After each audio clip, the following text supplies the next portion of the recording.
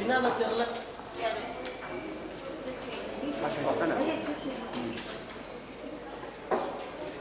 பேக்ல யாரும் இல்லாமல் பாருங்க.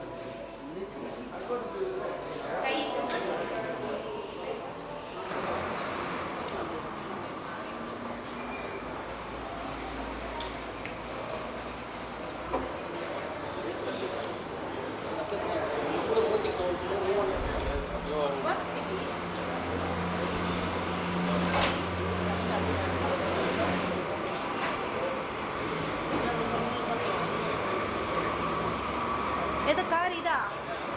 இல்லை பின்னால் ரெடியாக இருக்குது. அவர் வந்துடுறாரு. அவர் மூவ் பண்ணுறாங்க சொல்லிக்கிறோம்.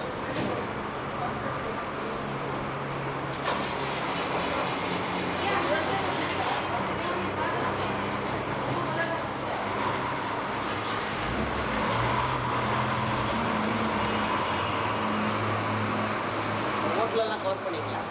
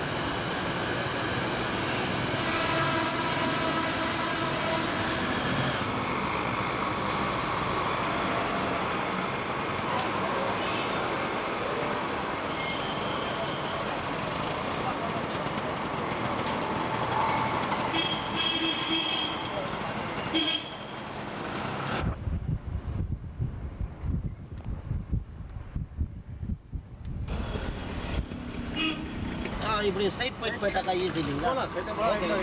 ஸ்ட்ரைட் பண்ணுங்க. 2 சிக்னல் அவாய்ட் ஆகுது.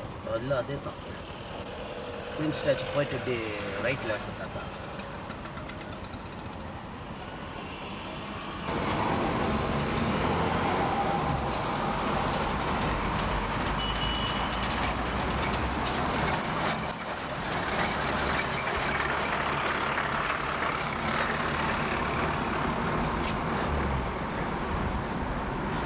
சார் கொஞ்சம் ஸ்லோவாக போக முடியுமா சார்?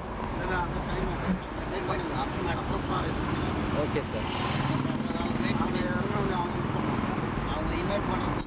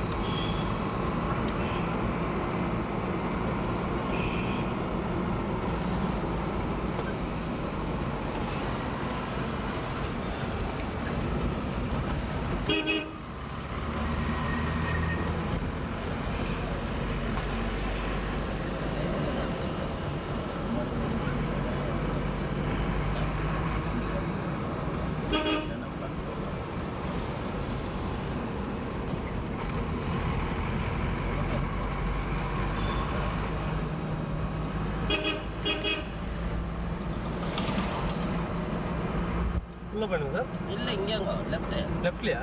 அந்த இந்த ஹோட்டலு. ஓ சரி sir. Australia?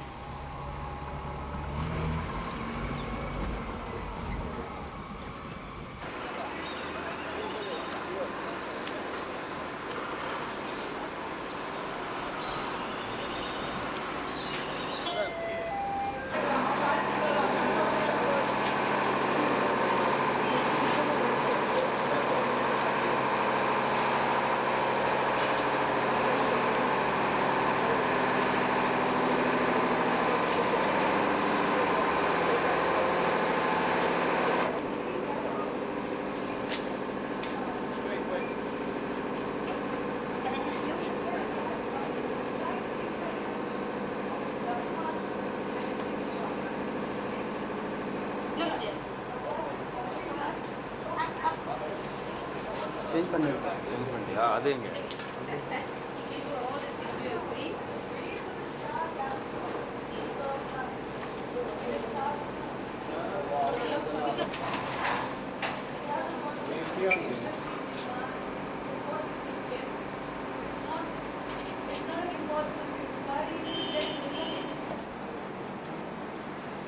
Star garnet or rhodolite. Again, star garnet, 6-rayed star, as against the 4-ray that you saw earlier. And you have now a complete suite of all the possible colors in which you can get garnets. So please don't have this concept that garnet is red and that horsetail inclusions. We call this horsetail, and you see this to identify dementoid immediately. Fingerprints very typical in samarite garnet. Come on, give me the names fast. Amethyst, quartz, okay? Lemon, that is lemon color through to brandy color, quartz, citrine. Amethyst, citrine combination, ametrine. Smoky quartz. Just want you to get the colors. It's a beautiful stone, rutilated quartz. Very, very attractive pieces are made from it. And now you see what I mean about anything beautiful can be made into adornment. These are rough crystals. It's a geode.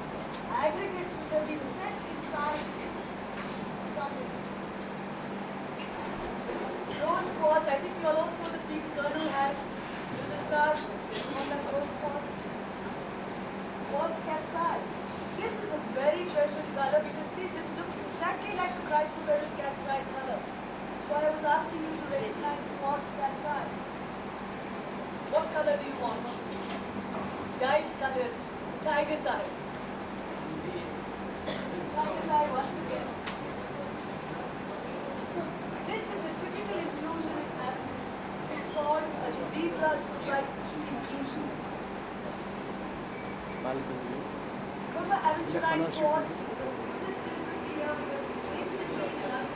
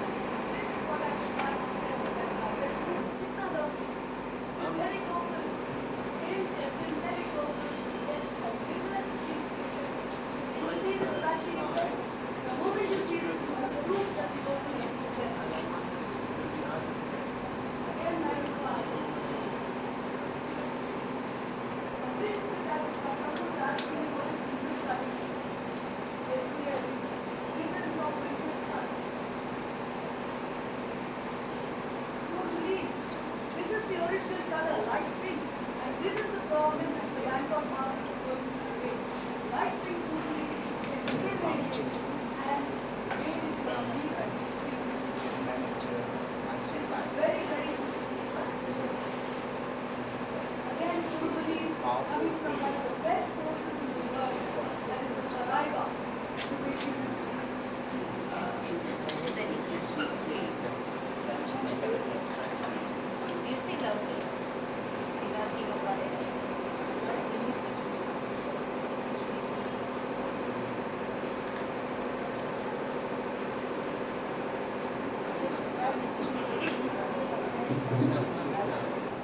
Mr. Nicholas Zainab, who was with the great Sotheby's of London. You must have heard of the great auctioneers who have been functioning for a number of years. Now, this person has been there and he has been handling some of the most precious jewelry of the world, like the Nizam's pieces, some of the Maharaja of Kashmir pieces, and world famous jewelry pieces, along with other world known artifacts. So his experience is something unique that we should share it. And he's known for his interesting talk. So we have particularly requested him to grace this morning and share his experiences with you. It has been very kind of him to come this morning because he had an attack of stroke and therefore he is a little disabled at the moment. But in spite of all that,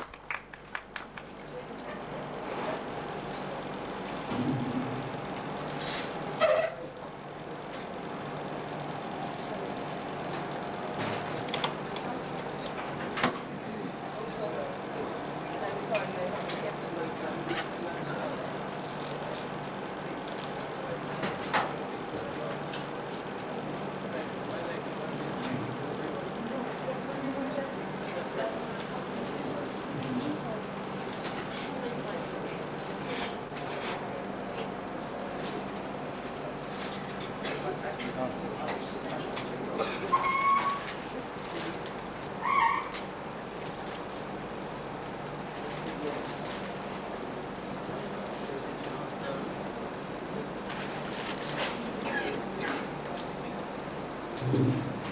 ladies and gentlemen, I must draw your attention.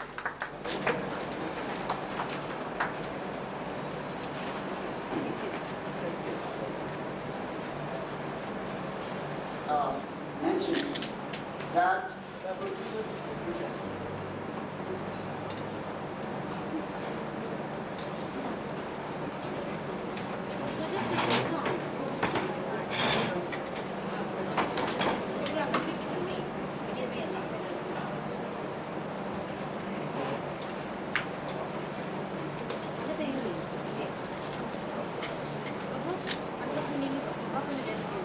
Archdeacon. I started 25 years ago, public sector undertakings, HMP. I served HMP for 15 years in various capacities, in a lot of districts. We learned the aesthetics closer. The pilot plant was a success, and 2 years ago, we have started the main plant in Hosur. We have invested more than 50 crores in the latest ultra-modern, totally integrated jewelry and jewelry watch manufacturing setup. We have about 600 people. We have technology from Europe and UK and USA. We start right from refining of the gold. We buy the gold from gold mine, Ati gold stone. And we're shortly opening up our boutiques. Maybe in a few weeks you will see the boutique in Bangalore coming up next to Manipal Center.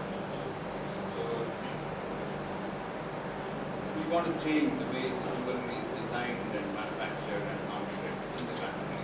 And there's a lot of scope for giving the right quality, right heritage, and the right quality of the stones. And the latest designs from European sources, from US and other places also. So as I told you, I just end my talk here giving an introduction of title more than introducing myself. I thank Colonel Mitra for this opportunity. And I know Shamla Fernandez and sitting here and she's a great gemologist. She must have been giving you a lot of inputs on how to identify various gems, which is very important. When you buy a jewelry, you should know what you're buying. You just don't go by what the goldsmith is giving you. You should know what is the character of the stone, what is the color, what is the cut, and what is the clarity, and what price range, what kind of setting, everything. You must know more. And I'm very happy that Colonel Mitra is organizing such functions to develop more awareness among the public. And thank you once again, and I request to start. Thank you, sir. Interesting talk. Mr. Nicholas Hayden, I request him to give you the talk. To speak in as one city of Bangalore.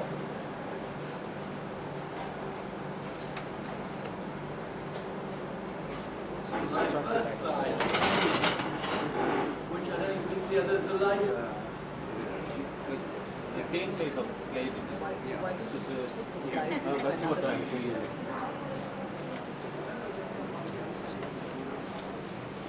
The same size. What? Same size. So we have to rearrange.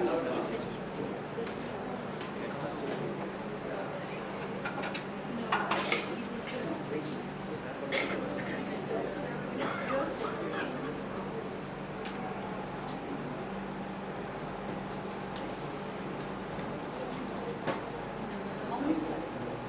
There's about 20 slides.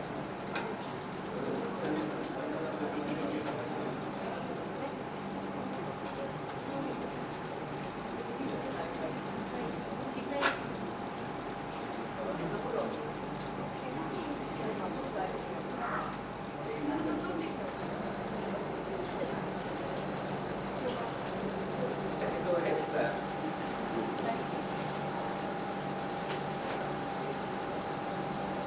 My little talk is less about gemology than anecdotes about the great collectors of the world at present. And it's really meant as an encouragement for people to collect and to appreciate rare and wonderful gemstones and jewelry. Well, first slide, as you see, is the Stroke Association, because as I've done this talk before, for the benefit of the Stroke Association. As you see, I myself am a victim of a stroke, and I've done this talk a few times to collect some money for the Stroke Association.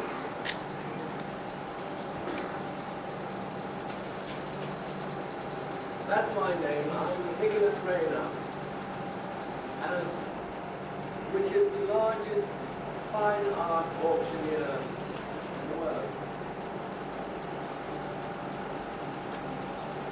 So my job was not only taking the big auctions, but it was going around the world appraising big collections of jewels. And therefore I had plenty of chance to meet many of the great collectors.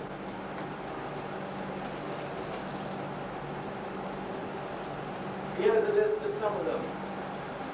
And I'm sure that the names of many of these people on this list are familiar to you.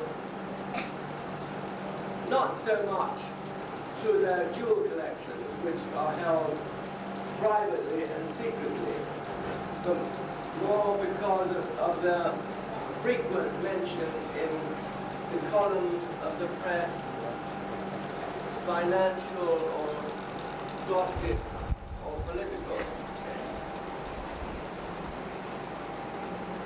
In fact, a lot of these people I did have the opportunity of meeting and appraising their collections. And I will be talking about some of them later. I know that this list of people appears to be a roll call of the very richest people of the world of this century. However, there is no escape from the connection between collecting rare and very expensive gemstones and a certain amount of wealth. There is, however, one young man who, as the unintentional owner of the finest gemstone I have ever seen, who was practically penniless, but who could have been mentioned on this list. Because this was the story of the enormously valuable pink diamond, which was found by chance in a street in Rome. Later to be discovered that the stone was worth almost 7 lakhs of rupees. Let me tell you this story. I first became involved in the story when early one morning in my Zurich office, an unusual client was shown in. He was unusual because of the way he looked. Most of my jewelry clients, as you imagine, are very conservatively dressed and conservative people. But this young man had close-cropped, dyed blonde hair, and was dressed in a close-fitting leather suit and wearing heavy army boots. He was shown into my office and unwrapped from a dirty piece of newspaper this wonderful pink stone and plonked it on my desk. I immediately examined it, of course, and found it to be the most wonderful pink diamond I had ever seen. Most pink diamonds are washed out in color and rather pale and watery. And very often you have to be told that they are meant to be pink before you recognize any color at all. But this pink diamond had a wonderful deep smoked salmon pink color. Very rare stone indeed. And so I calculated my estimate, which I told him, which was 4 to 5 million Swiss francs. The young man seemed to be rather pleased with this large amount of money and put it in his pocket just by chance, a bit like winning the lottery. And he asked me to sell it. But before I accepted it, can you hear me at the back? Yes. Good. But before I accepted it, because of the way he looked, I thought I'd better ask him how he had come by such a valuable stone. And he told me his story. He told me he was a professional cabaret dancer in Rome. And late one evening, after a performance, he was walking home down a side street of the Via Veneto. And there was an empty old packet of cigarettes lying on the pavement. And he kicked it, as one does. And out flew this pink bauble. He picked it up and, meaning to put it in his pocket, meaning to give it to his girlfriend with whom he was the next day. But the next day he showed it to a jeweler friend who told him that it could be a very, very valuable stone. And instead of giving it to his girlfriend, he brought it to me in Zurich.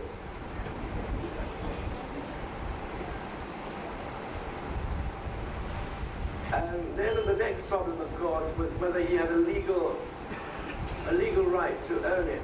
But luckily, he had done the correct procedure in Italy, and he had declared his fine at the town hall in Rome, but there had been no claims on it, and therefore he was allowed to legally retain it.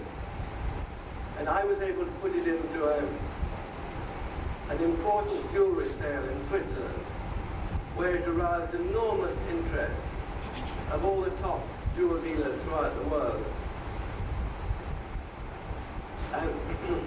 And was eventually auctioned for a record ever price for any stone of 7 million Swiss francs.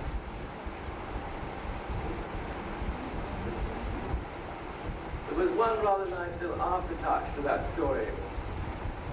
Was this young cabaret dancer had split from the girlfriend with whom he was several months before the sale. But he still insisted that we sent half the proceeds of the sale to the girlfriend. Some people are still generous. Very nice story.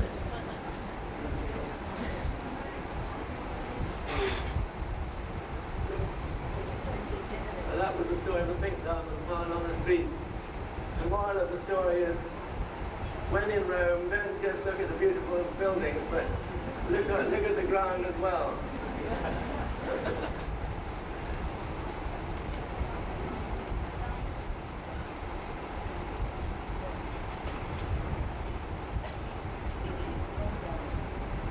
You may have noticed that on the original list of collectors that I mentioned practically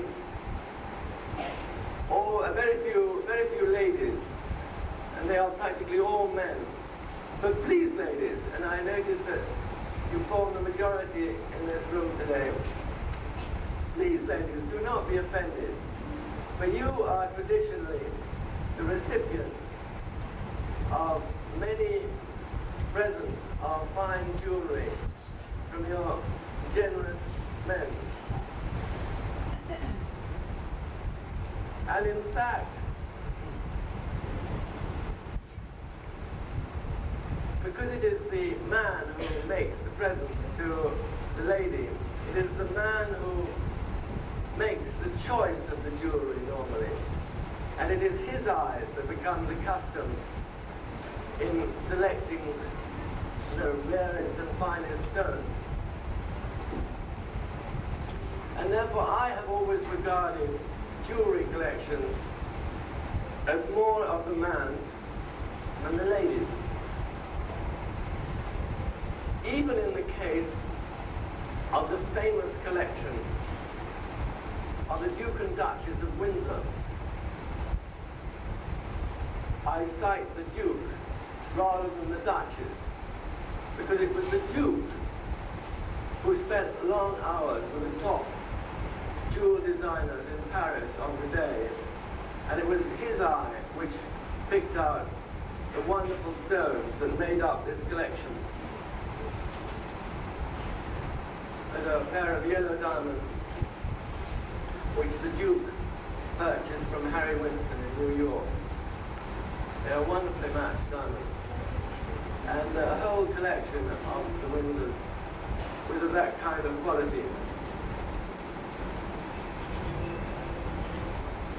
I don't intend to talk too much about the Windsor sale this morning, because at the time of the sale it was so highly publicized. I think it was on every single television network in the world.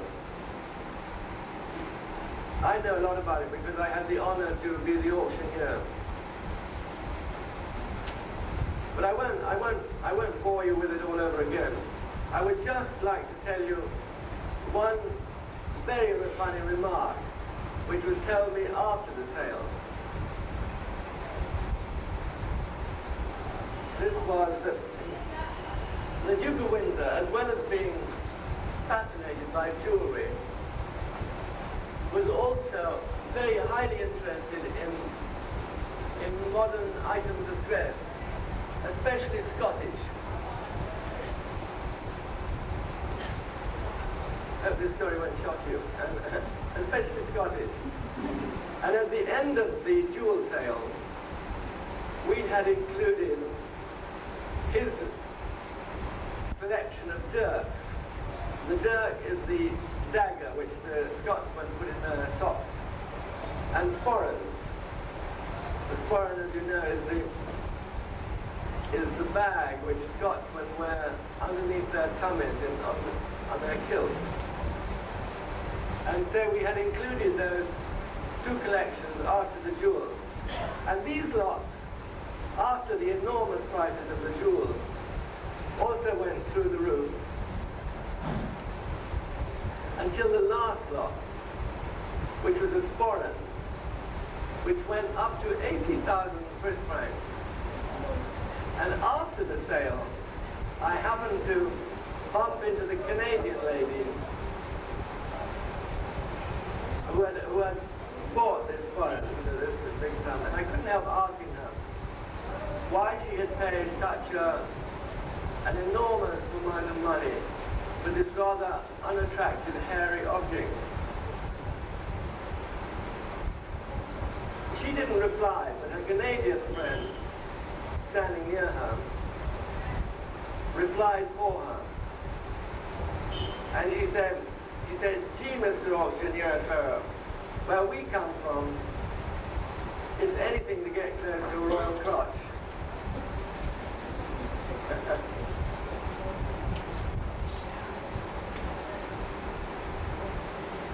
The Duke was indeed fascinated by modern dress.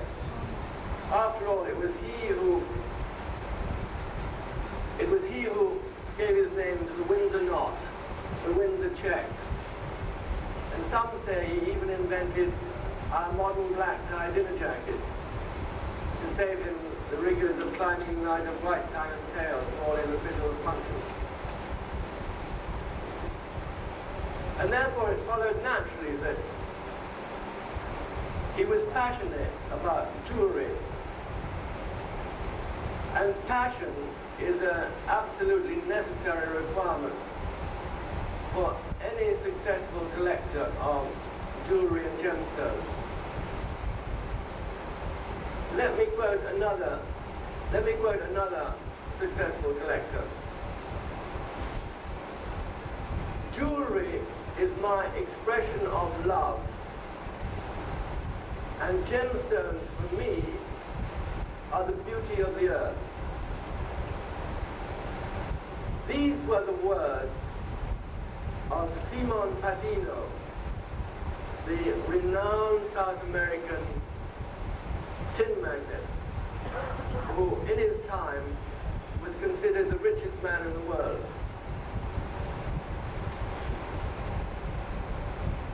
Let me tell you a little about his background, because it has a big bearing on his jewelry collecting. Simon Patino was born into a very modest Bolivian family.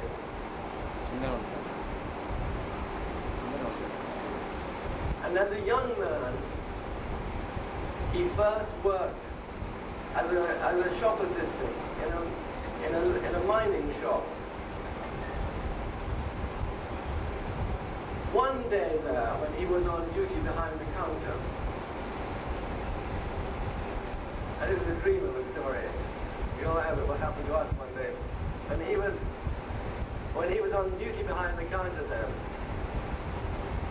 an old miner came into the shop, requesting to borrow some hand tools to work a claim of tin in the nearby mountains. Simon Patino gave him the hand tools, and off the miner went to come back a couple of weeks later, but having found nothing. He returned the tools to Patino, but not having any money at all to pay for the rental of the tools, he left his claim certificates with Simon Patino in lieu of rental. There was an old legend of tin in the area of the claims. And after several weeks of literally hard labor, using pickaxe and spade, Simon Patino uncovered the richest vein of tin that has ever been uncovered in the Andes. And this was the beginning of a story that has been the dream of every mineral prospector ever since.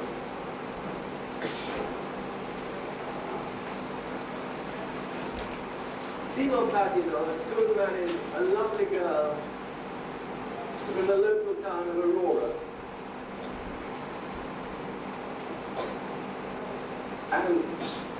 And with his new fortune, he bought 2 grand mansions. But his greatest passion always remained for the wonderful things that came from underground, from whence his fortune had sprung.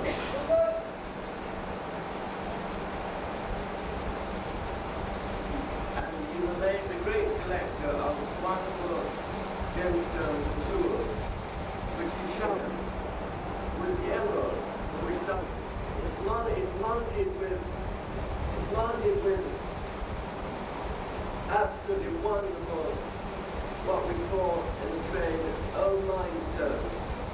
Old mine stones are associated with the Mutsu mine, which is now exhausted over that. And there are tremendous differences between emeralds in their quality. These stones are a little bit deep, a little bit green.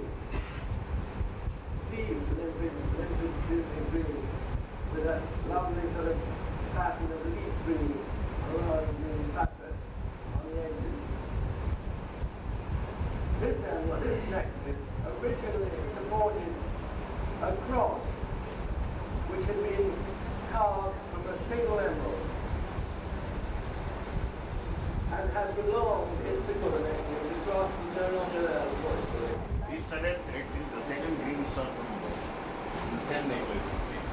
What? Second green stone. That's nice. No, we are not same. Second stone.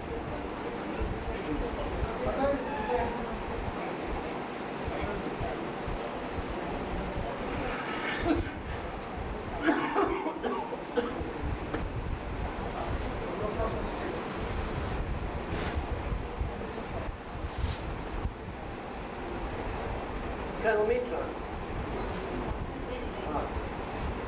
I'm sorry, can I double check? Yes. Thank you very much.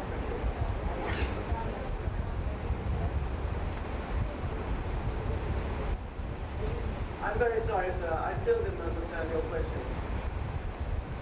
Were you saying that the clasp and emerald was a different quality? Not only the color, the shape also is different. He says The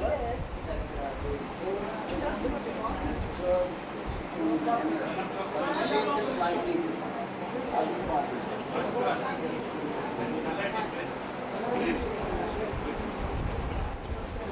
That's slightly different from other stones. Yes, right, it was, yeah. That depends on the value of the necklace.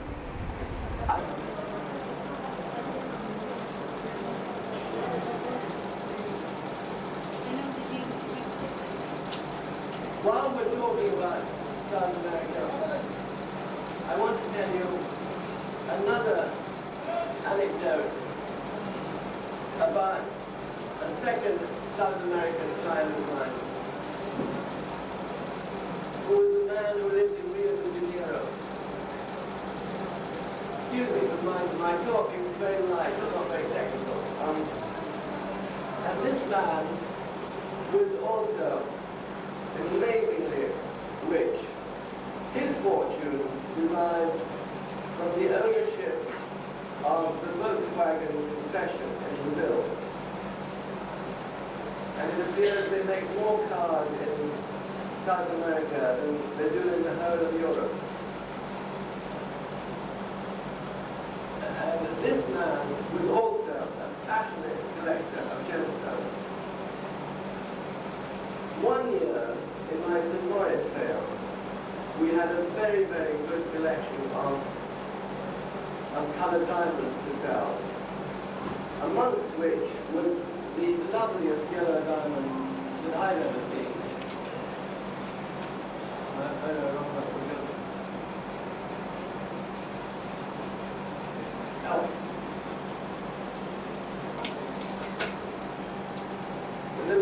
The loveliest yellow diamond I've ever seen. Yellow diamonds, as you know, are normally marred by tinges of brown color. Invariably, when they aren't marred by tinges of brown. Anyway, this yellow diamond, this marquise of about 14 carats, could not have been a clearer yellow if it had been growing on a lemon tree in Sicily.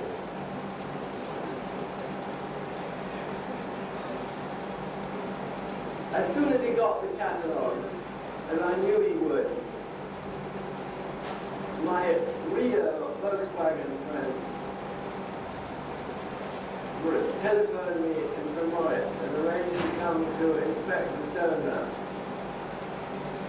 which he did, and as soon as I showed him the stone, he was enthralled by it and asked me my idea of what I thought it would eventually go for.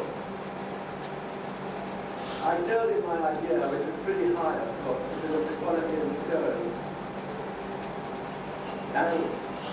And he started counting on his fingers. Oh no, I'm very bad to a thing, princess, etc. And I couldn't help asking him, I said, what are you counting in, sir? He said, what do you think I'm counting in? I'm counting in Volkswagen Beetles.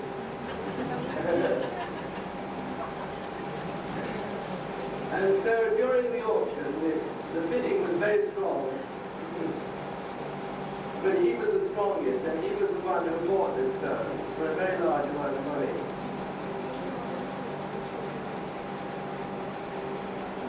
And after the auction, I calculated that my Brazilian friend had paid the equivalent of 375 Volkswagen Beetles for it at Swiss garage prices. But he seemed very pleased with the exchange. He was such a passionate collector.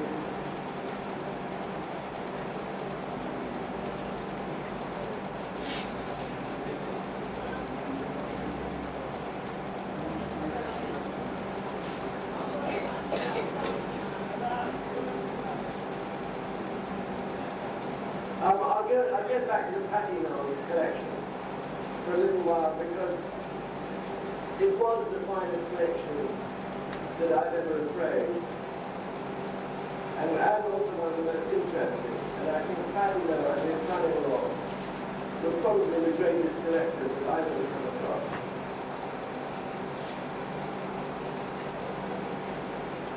The Patino collection was eventually inherited by their lucky youngest daughter, Lucilla. She married a Frenchman, Count de Boisrobey. And by good fortune, he was also passionate about gemstones and jewelry. And he added to the collection considerably.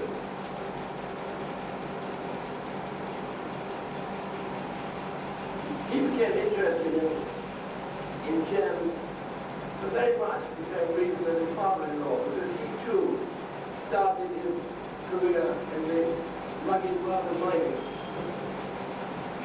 Having attended the École Centrale in Paris, considered the best school for mining engineers in the world, he spent many years in the bush in French West Africa, working for a mining company, prospecting for gold. He didn't find gold for them, but he did find diamonds, which was to give him a greater passion for gemstones. And he then bought many, many wonderful jewels to add to his wife's collection.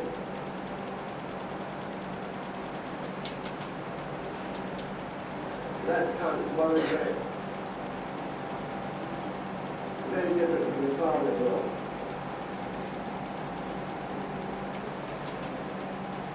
And that's probably the finest of the jewels, of all the jewels, all the many jewels that he bought.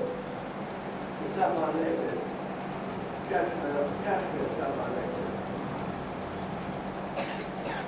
It's got an extraordinary story about this necklace because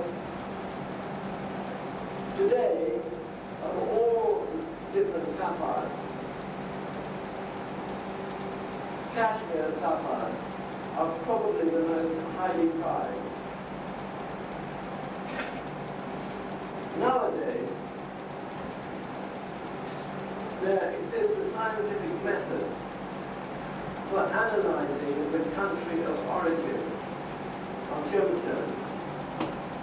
But when Boisrobey selected the sapphires for this necklace, no such method existed, and he had to choose out the stones by his eye alone. We were therefore highly impressed.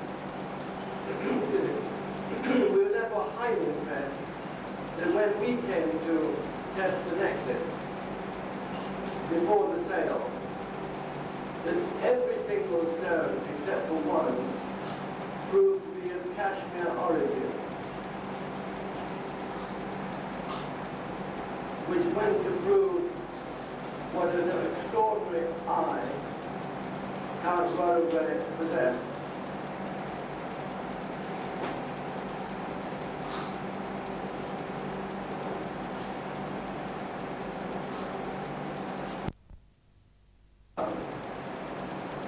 He had some extraordinary toggles made to hold them.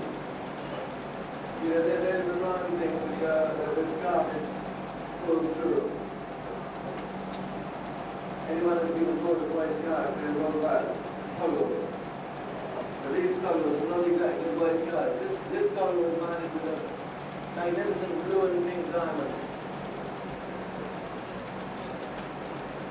And this one had a very rare pink diamond of about 6.5 carats, which sold for $750,000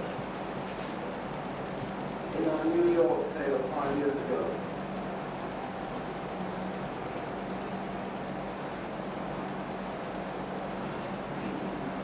Would you still have any records, any total?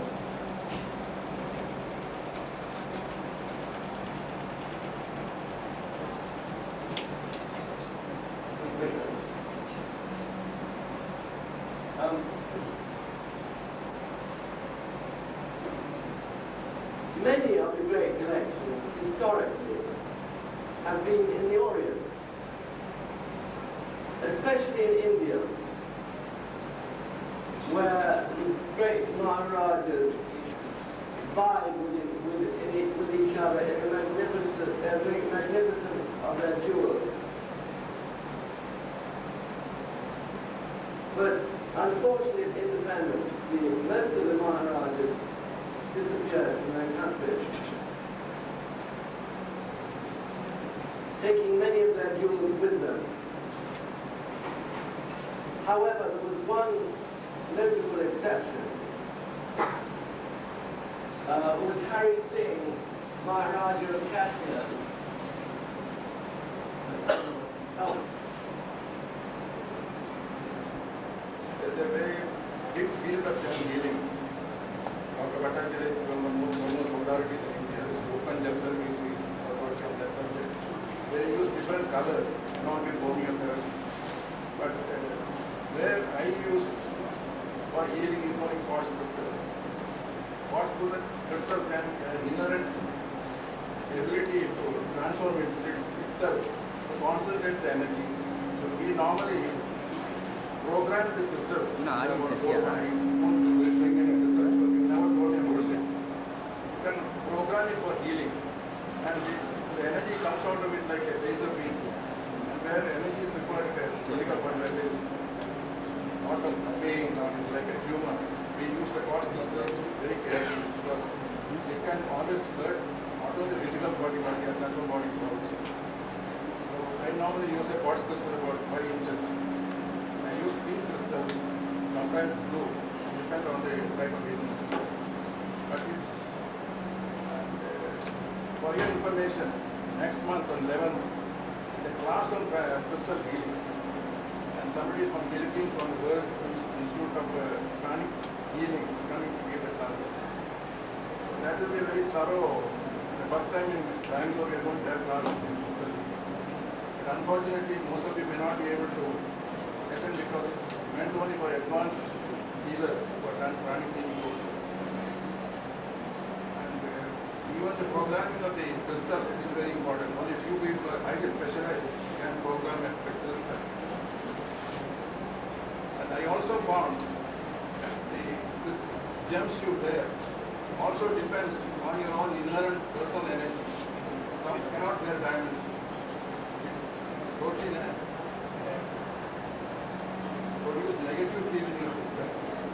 So when you select the stones, I know because we are only gone through the physical aspect of gems today or the classes. We are not gone beyond the subtle levels. It creates energies, sometimes very negative because the weight is cut or because the inherent defect in the stone, maybe a small crack or a slight distortion in the crystal. I have seen some of the crystals are very, very negative. Some people come to me, select stones for them. Some people call me from Krishna Chetty or Georgia Paragon. They take the stone in the hand and ask me, how is it? I tell all the stones, okay, bye. So, where I come with gems is only for selection, where I use the quartz crystal for healing. In another field, in mining, you must have heard about Uri Geller. He used to bend spoons, but you never hear about it now. Because you are going to a totally different field, selecting mines for it, like gems, or diamonds, or coal mines. So his work is only to locate the mines on the drawings. And he charges about $5 million in advance. And he is 100% correct. You must have also heard about dowsers who douse for oil. It's all in the same field. That another field where the energy team will come to selection of mines. Unfortunately in India nobody does it. So I ask some of those mining friends, they can help them locate in places where you get a particular color of mine. They'll say yes, yes, but they never come to me here. But it has been done all over the world. Except 2 or 3 places where we come in, selection of gems. The weight is cut. The weight is, suppose you take full and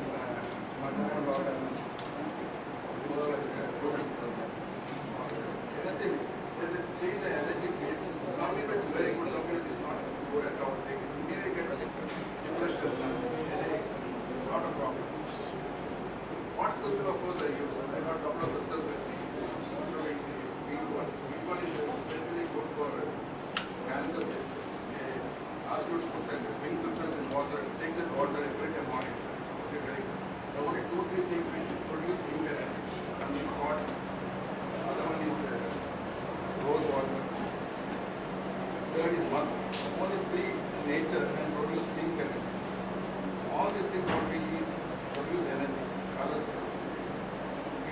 though it looks tomato soup, but the energy it gives in the food is nobody can eat. So we study all these things. And I think maybe after 11th, I'm able to tell you more about the gem therapy. I do it in my own way, but there are special classes for us. 11th, I don't know whether others will be able to find out for the Prani Healing Center. I don't know. The man was coming to deliver the lectures authority. Then normally we use hot crystals, which are smoky. Now the clear ones. The clear ones are supposed to be very extremely powerful in the damage. Thank you.